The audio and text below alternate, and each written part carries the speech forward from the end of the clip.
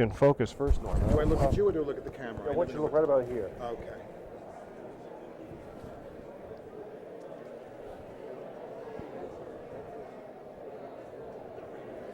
Let me just blind you first so that when you go home tonight. Have your full name again, Norman? Norman Alperin. And spell your last name, Norman. A-L-P as in Peter, E-R-I-N. What's really the issue here? We would like to come here. We think this is an excellent location for our students, and I think I need to hear from the community and explain to the community who we are and what we want to be, what we want to do here. I think on the basis of another meeting I went to, there's a whole bunch of misinformation as to who Lake Grove is, what Lake Grove, Long Island is, and the kind of population we would like to see come to Rojan. What would keep you out of here? I mean, the mood here, the mood that I sense personally is that they don't want you here under any conditions. Is there anything that would keep you out of here? Okay, I don't think that's necessarily true. I think we're liable to hear from a lot of people in this auditorium that people are for us and are for our being here. Again, the reason for us being here right now is to try and give the correct information so that the community can make a more informed judgment as to whether they think we'll be a good neighbor or not. Can you think of the most, is there one burning thing you think one thing you'd like to set the record straight to, as far as people being misinformed about? Yes, I would. We do not have sex offenders in our program on Long Island. As it turns out, another one of our schools in Massachusetts has a program for sex offenders. Somewhere or another, the community has gotten the mistaken impression that we have sex offenders on Long Island and sex offenders are going to be here in Copac. That's absolutely untrue. Is your group pretty intent about as far as buying this site? We would certainly like that site. We are intent in buying it. We, again, would like to be good neighbors, and we would like the community to welcome us. We realize that not everybody in the community will want us, but I hope that after today's presentation, some of the people who are sitting on the fence and some of the people who have been misinformed as to who we are and what we do will be on our side and welcome us. Of interest. I actually reside in Claverick. I don't reside in the town of Copac. As a mediator, I take no position on this matter. Your best cooperation. As you've read, this meeting is co-hosted. There are many concerns and differences in this matter, and they need to be reviewed and looked at carefully. I have to tell you, I asked that question myself as early as catch up. We did the best, or they did the best they could do, apparently. Town board. And to that end, they have planned a meeting on October 22nd. That's a Thursday evening at 7 o'clock. That meeting will still go on, and we welcome all of you individually or with organizations to bring your information before. I'd like to also let you know who's in the audience today, because we have many, many people here in the room. Columbia Hudson Partnership has their executive director, Jim Callender, together with advisory committee members are here. There is press people here from both Channel 13, Channel 10, and the Independent newspaper. And of course, our invited guests from Lake Grove School. We have here today Albert Brayson, the CEO of the Lake Grove School, Thomas Gilling, corporate office, and former out. So we'd also welcome that you do that as well. We have some refreshments for later on, and should you not care to ask something in public but want to ask it in private, the floor is yours. Go ahead with your presentation, and I'll be here to support you any way I can.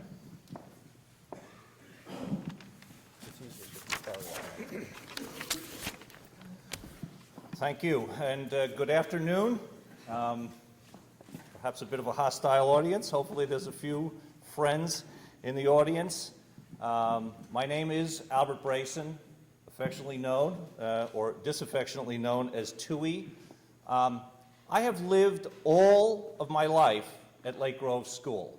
I have actually moved about 100 yards from the house I grew up in, which is currently Mr. Alperin's office, down the road to our current home, which is immediately adjacent to the campus.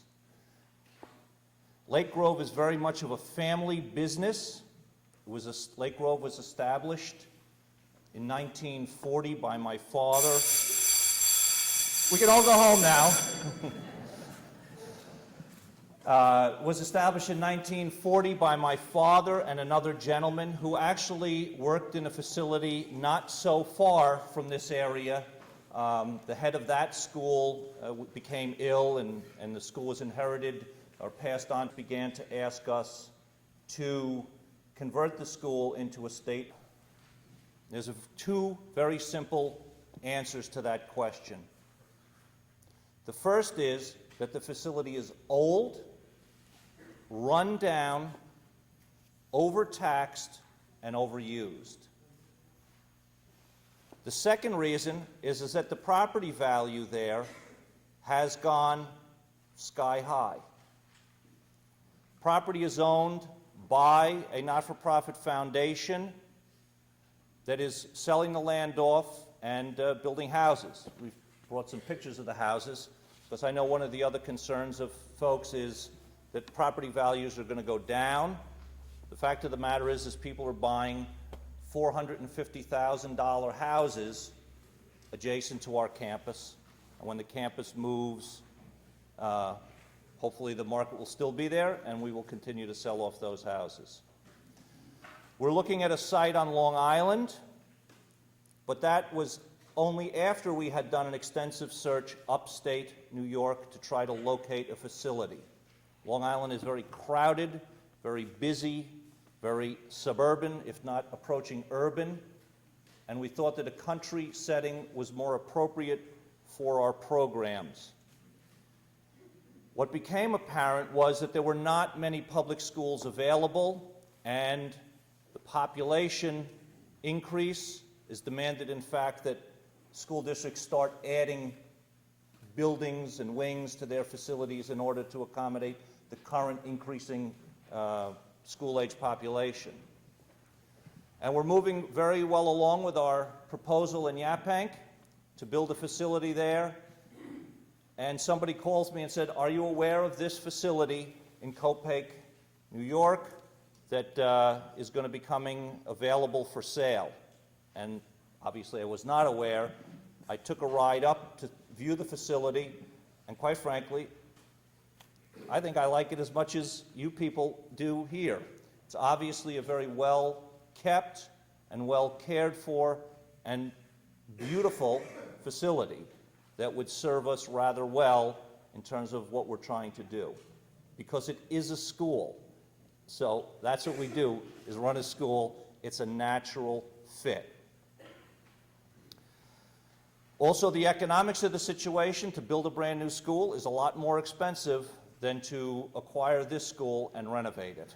So it's, to some extent, a simple matter of economics on both why we're leaving where we are and why we're looking to hopefully relocate to this site.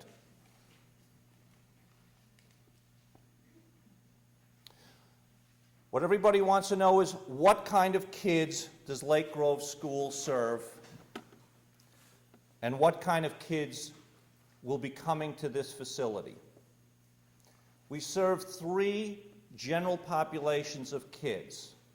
The first population likely will not be serviced here, is a population of multiply handicapped, autistic, developmentally disabled kids, primarily children who have a speech and language disorder in addition to their autism. We service a population of deaf children with emotional problems, children who have not succeeded in traditional deaf schools or public schools with programs for the hearing impaired because of their inability to learn in that setting in a large classroom, or because simply of their behavior in an open setting like a public school where there's not 24-hour supervision. The third population, okay, now we can go. 2 bells. The third population at Lake Grove is a population of students labeled emotionally disturbed. And that can be a rather broad label for students.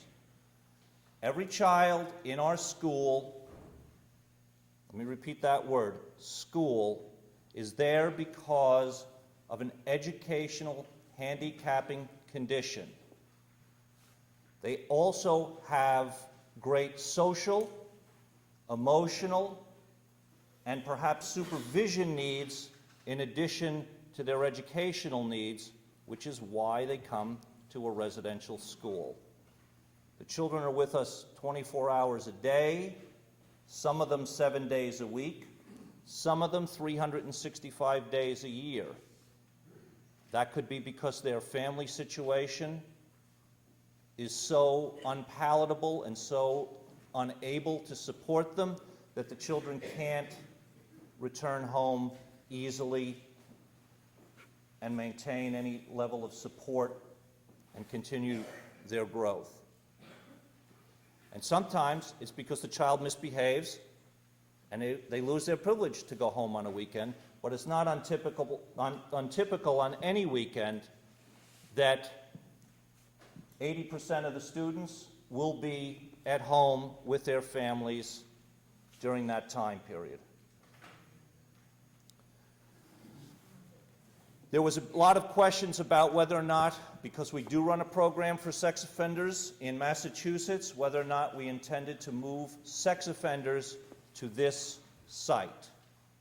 It is absolutely 100% not our intention to do that.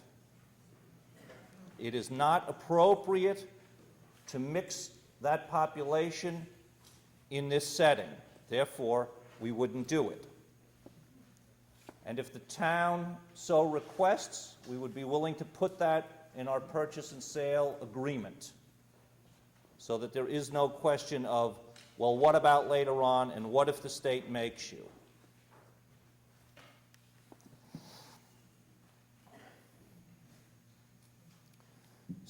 There were some questions as to whether or not this was a real estate venture and that this was simply a really cheap price for this place and they're going to knock down the building and put up houses or something later on. I don't see any pent-up demand for a residential subdivision, and it would cost more to knock this building down and put a subdivision in than it would be profited by that subdivision.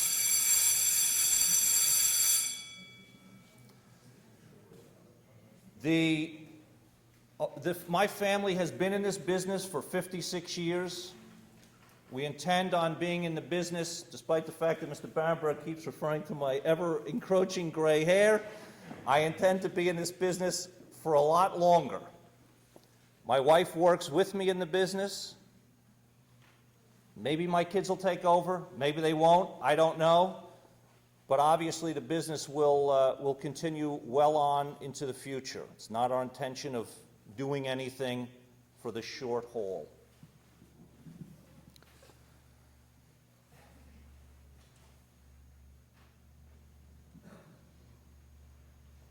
There's a lot of concern about supervision and the ability to handle the children, and questions about whether or not they will commit untoward acts in the community. Somebody is circulating a list of police reports from the school. In the Long Island facility, the children may be away from the campus. We report children being missing within 2 hours of their being missing, well within the limit of the law or the regulations of the Department of Social Service, which is 24 hours. So we artificially inflate the number because of our over-reporting. But we believe it's important to do it the way we do it, and thus risk some additional questions about a report such as that. There's some other things in that report that I'm sure Mr. Albert will address later when he speaks. Our staffing ratio is approximately 1 staff for every 6 children during the awake hours, and that's hands-on staff. Those staff are supplemented by support staff such as cooks, such as maintenance, such as office personnel, and then additional program support, making sure that the awake staff, in fact, are awake. They come from difficult backgrounds. They have a host of problems that they bring with them and that likely they will go back to. Our job is for as long as we have the children, which is anywhere from 9 months to 18 months, to provide as much service, as much support, as much education, as much redirection as is possible to get the children to be able to function more independently in the public school. These kids come from the public school settings and they return to the public school settings unless they graduate. Some children actually graduate from Lake Grove. We are a registered high school, not unlike this high school. We are also licensed as a special education facility which authorizes school districts to place children with us and receive the appropriate state reimbursement from the State Education Department for the servicing of those children with us. We're also licensed by the New York State Department of Social Services as a voluntary child care agency. We are not licensed by the Department of Corrections. We are not an alternative to incarceration. We are not a secure or non-secure. I live at the school with my wife, and I live at the school with my 2 children. I may be not the brightest guy in the world, but I am not a fool. My 11-year-old, long blonde-haired, precious daughter is a latchkey kid. She gets off the school bus at 3 or 4 o'clock I guess about 4 o'clock in the afternoon, and latchkeys her way into our house. And if she forgets her key, walks across the field to Norman's office to have somebody call us and let her in the house.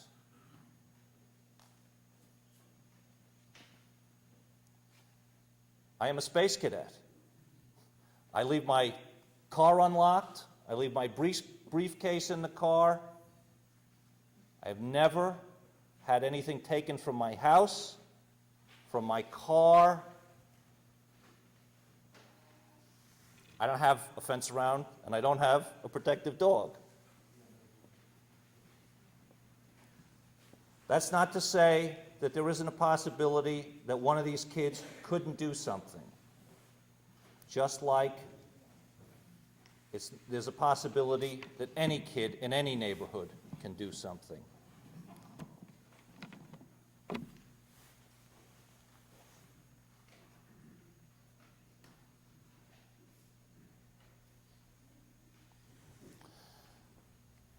I'm not sure what else I can say to you. I can go on and on and on and describe what we do. I'm not sure that that matters to some folks. And if it does matter in any deep programming way, we're happy to talk about that. My guess is folks want to get to questions, and so I think we ought to move on to that. Okay, thank you. Okay, technology is not my favorite. All right, let's take the first questions. We have all of the folks here in front of us, and this is what makes the meetings. So, sure. Can you just tell us who you are and where you're from, and you have to speak closely. Sure. My name is Mitchell Oxenhorn. I'm the County Commissioner of Social Services. I'm here in a private capacity as a resident of Hillsdale, New York. I was hoping that perhaps we could... It's not a school that somebody comes to because they've stolen a car or because they've gotten into trouble selling drugs. It is a school for And without that classification, they cannot come to us. So we are not a reform school that people go to because they've stolen a car. It is an educational facility. Very often, the handicapping condition can be depression. If a child is withdrawn and not social and worried about something, and God forbid suicidal, which we have, and that is negatively influencing their ability to learn, they can get referred to Lake Grove School. How do they get referred?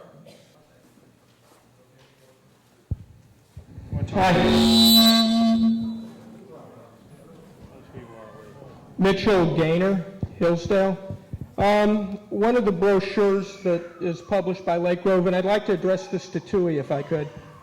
One of the brochures, Tui, that you gave at the last town meeting, it reads, "What do you do with a hard-to-place child that no one seems to want?" And then you put "Turn to Lake Grove Schools." And then at the bottom right here, it's your brochure, it says juvenile offenders. So the first part of my question is, what do you mean by juvenile offenders? Second part is I'd like to read from a letter by Lillian Griffin. She's the former mayor of Lake Grove, and just a brief part of this letter. Why don't we answer the first question first? Well, I'd rather finish my question to it. It says, "Today, 5 years later, we meet to discuss the same complaints and questions, but of a more serious nature. Violent and criminal behavior by runaways classified as juvenile delinquents have become a police village problem. Last month, a school worker was attacked and beaten by a 15-year-old student, while another runaway student had to be held down in the parking area of a nearby shopping center while shoppers ran screaming for help. Some stores allow only 2 students to shop at one time, while the mall waits for a hands-off call if the runaway is violent." My question is, sir, is one, you tell us this is a family business. How much are you paid for running this family business? And two, how can you tell this community, ask this community, the people in this room, to trust you when none of these facts have been given to us so far?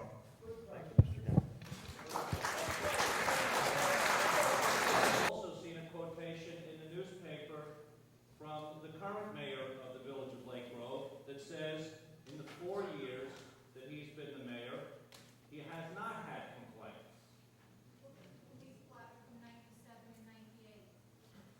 I'm referring to whether or not there was complaints to...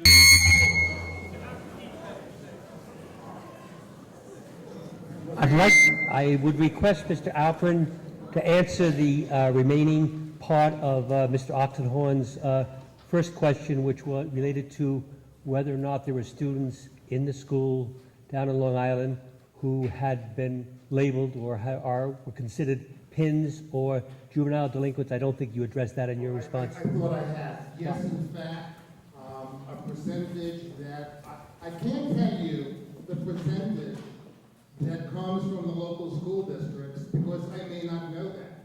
Nor do I know how many people, and I don't know if anyone in Rojan knows the number of students in their school who have PINS petitions on them, because they're not at Rojan because they are PINS people. They're not at Lake Grove because they're PINS people. That is secondary. There is a behavior problem that is stopping them from learning in an appropriate manner. Not to avoid the question, because I did a little homework, because I knew that that issue would come up here. Lake Grove has rolling admissions. What that means is somebody is liable to come to the school in September or November or April as much as they would in September at the beginning of the year. So the figures are never quite exact. As of about 6 months ago, because that's the last time we did those figures, we had 12 students who were listed within our records as juvenile delinquent. We had an additional 20 or so that are listed as PINs. I don't know if you understand what PINs is. PINs is as PINs is usually their parent or their guardian have gone to family court. You know where they are at 6 o'clock at night. Where these students come from, very often nobody knew where they were at 6 o'clock at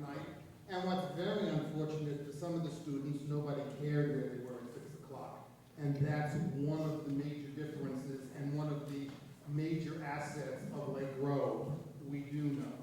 In answer to somebody in the back, you want to know about the police reports? I'm guilty. I'm the one who calls the police. You know why it's so easy to list the police reports? Because they're all listed as Lake Grove School students, because the people calling the police are Lake Grove. Some people, excuse me?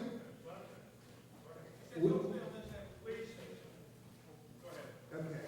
We have, in fact, I have been director of Lake Grove for about 3.5 years.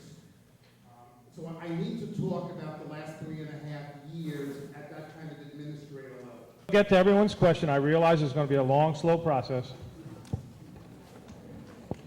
Hi, I'm Laura Kraft, and I'm a parent at Taconic Hills. I was just wondering, right now you're coming from a bigger city. Hillsdale doesn't have a police force. Cobake, I don't know, there's 5, I guess. I don't even know how many. And we don't really have the facilities in our fire company. Why would you pick a rural area where if something happens, who's going to respond if there's a fire with residents? And also, our sheriff department is really overtaxed as it is. Isn't this forum inappropriate? Why is Lake Grove fielding questions and not the investors who are free to lease and or sell to anyone else after the sale?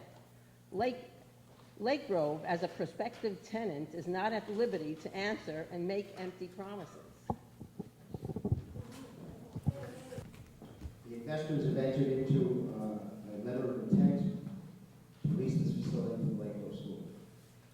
As a result, that letter of intent, although not legally binding at this minute, is a letter of intent that has been used time and again with respect to the Lake Grove facilities, and we have every reason to believe that that letter of intent will be followed up on. Additionally, and that's why maybe I'm not getting this a little bit. This is a school, the Lake Grove schools, exist as a matter of right. We wouldn't be here if we were not seeking to buy Rojan. If we were down the road buying somebody's 30 acres, and it happened to be an R1 or a farm / R1 zone, we build. It's a matter of right. We are here as a courtesy.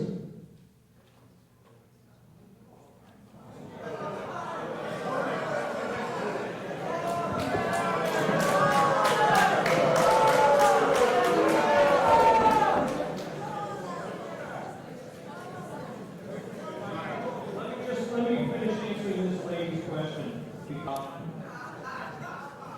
go, not take away. Hi, my name is Steve Cohen. I was conceived and lived here all my life. My parents still live here.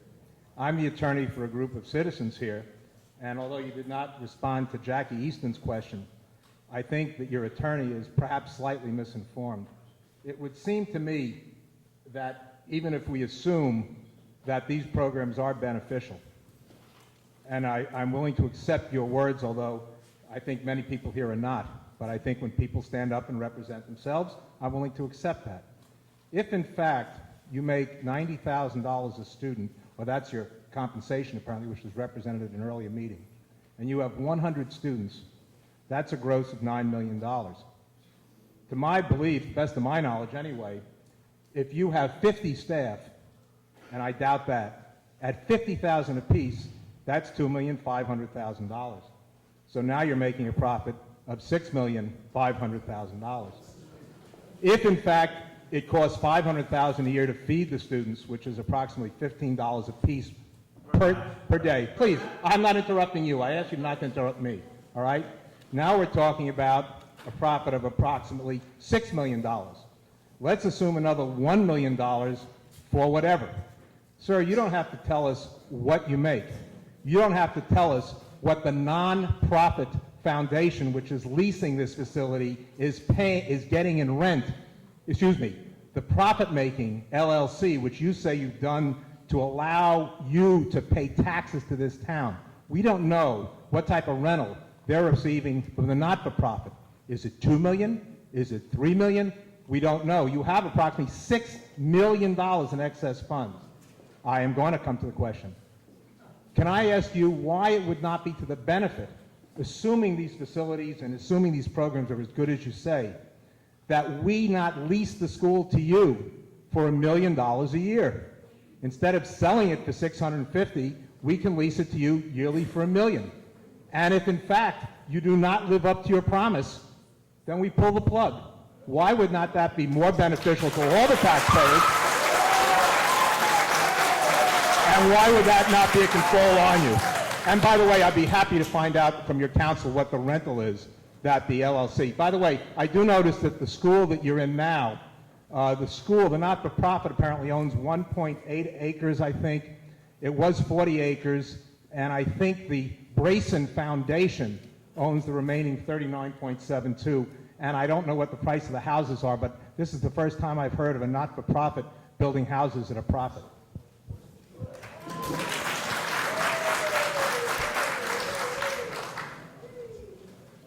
Disinformation is a wonderful, wonderful way of getting stuff out there. It's been very successful for the President of the United States, so perhaps there's a role model.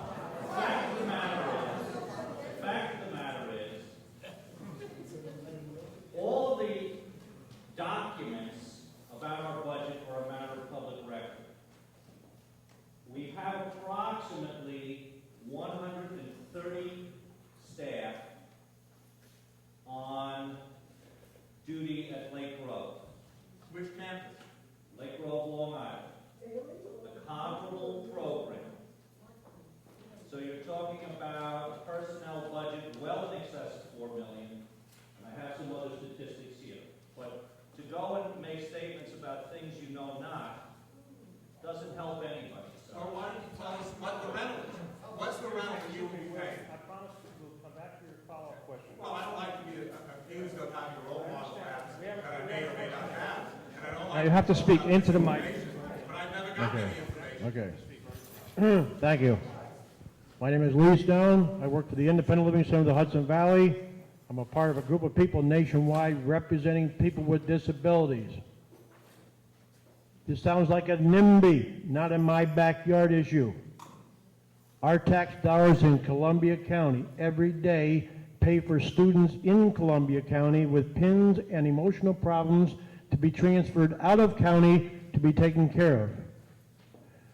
Lake Grove Schools, and I don't collect any money from them for saying this, Lake Grove Schools can update as they do, as they want, as the need comes.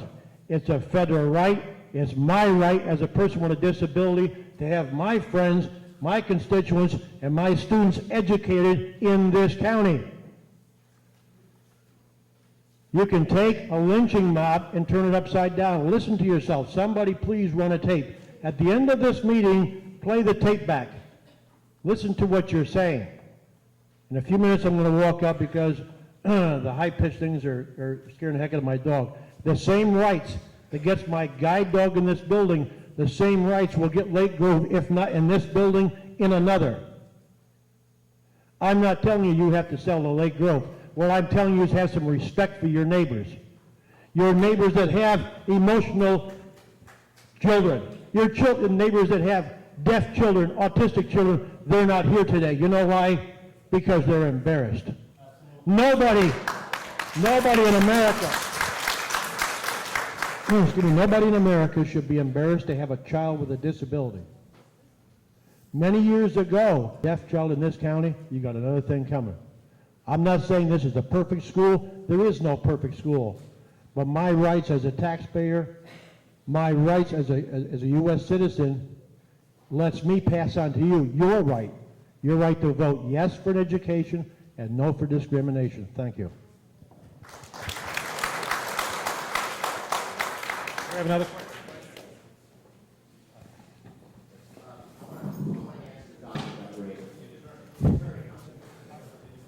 Wait, we're going to interrupt. We have somebody who's got to leave, so go ahead. Look, my feeling is that I'm a realtor in New York, You people are buying this property for about 10 cents on the dollar, maybe 5 cents on the dollar.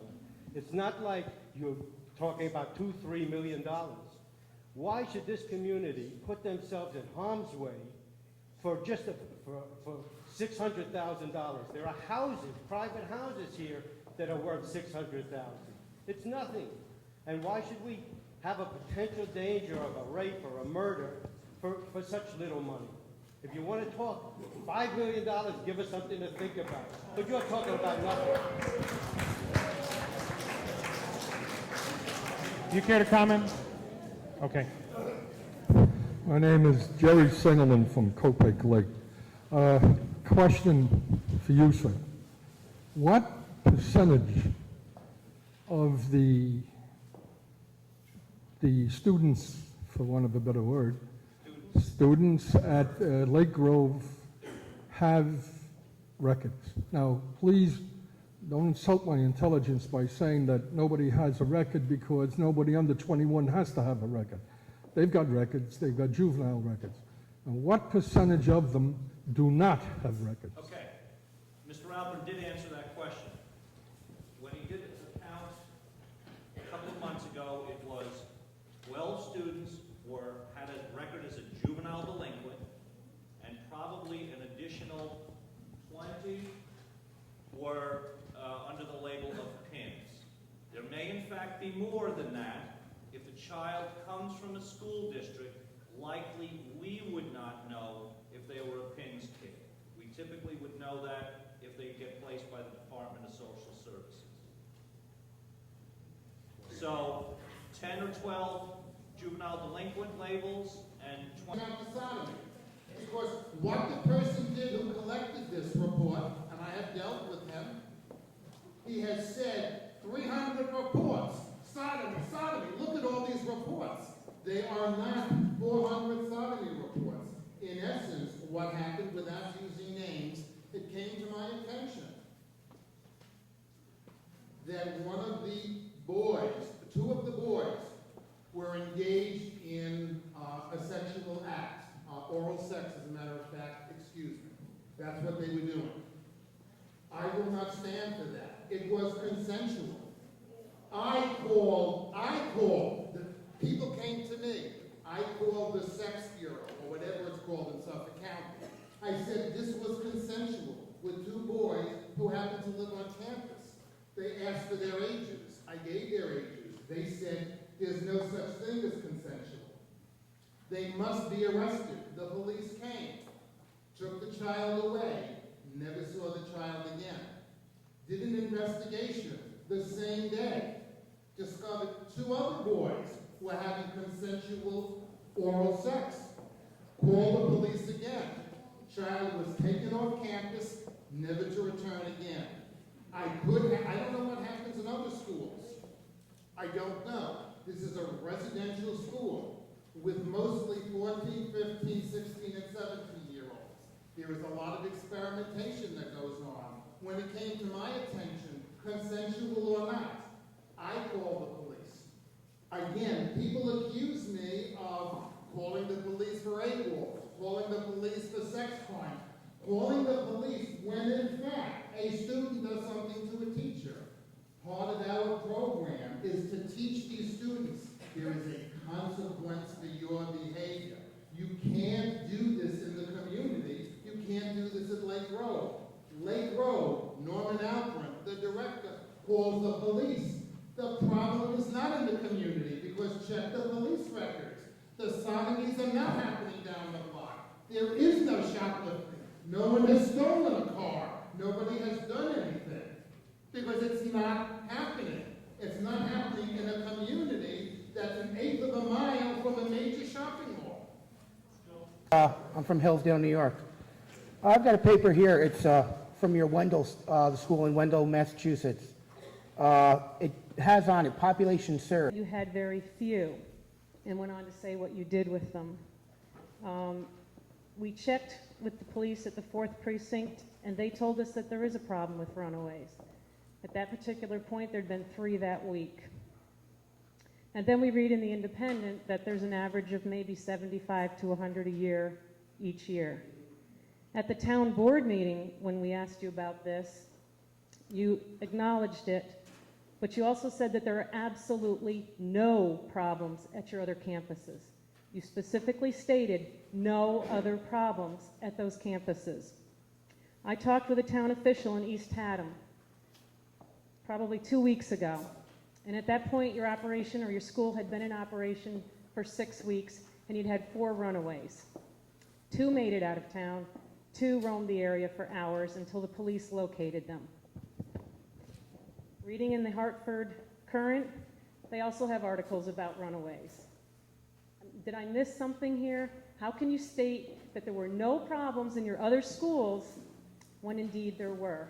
And why did you say there were very few in Lake Grove when indeed there are more than a few? Ma'am, to begin with, Mrs. Wheeler came to the floor. We have talked at a number of meetings, and you've been at every meeting, so I'm very well aware of who you are. And you obviously are aware of who I am, and obviously you know that presently I sit as the director of the East Haddam campus. While we are seeking we're in the middle of a national search looking for a director to take my spot, so I go back to my job as council. And I indicated to you at the last meeting that we have no problems in East Haddam. And in fact, that is true. And also you are aware, and I suppose most of the people here are aware, the East Haddam campus is substantially different from this one. It is an alternative to incarceration. It is juvenile justice oriented.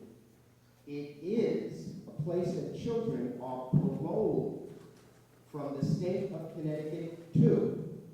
It is an absolutely and totally open setting, but children are paroled there. There have been 4 incidents since we opened the doors at Haddam Hills. The first of those 4 incidents was the day that a student arrived on campus. He hot-wired our dump truck, jumped in the dump truck, and drove it home to his home. We were not... Let's see. First of all, give us your full name.